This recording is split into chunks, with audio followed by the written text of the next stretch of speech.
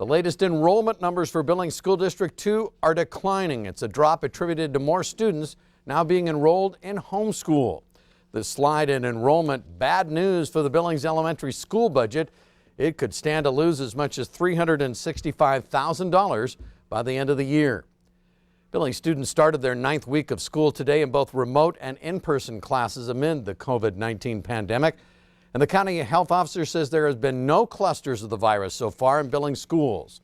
Superintendent Greg Upham gave and Health Officer John Felton provided that update to the trustees at tonight's school board meeting.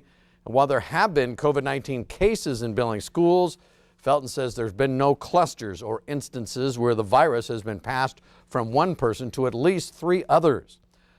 Superintendent Upham said more students now are opting out of the public school system to stay safe from COVID, and that's contributed to this year's drop in enrollment.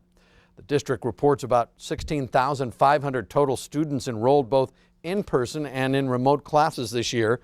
Now, compared to last year's numbers, 479 fewer students are attending public school in Billings this year. The district tracked 445 of those students who made the change to homeschool. It's a trend Upham says is also common in other AA school districts statewide. State school funding is partially tied to those enrollment numbers, which came in lower than budgeted for this year. The reduction could hit elementary schools' budget the hardest. That budget could see a loss of $365,000 this year alone.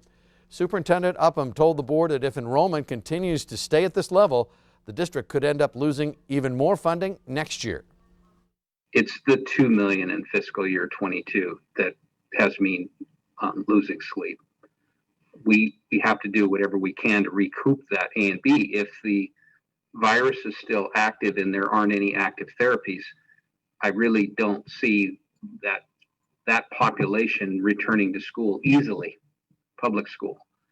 So I think when we end the COVID funds, depending on what happens with them, if there's another reallocation or allocation, okay. But if not, that's the big fear. Upham suggested that the school board lobby local legislators to advocate for more state money for public schools.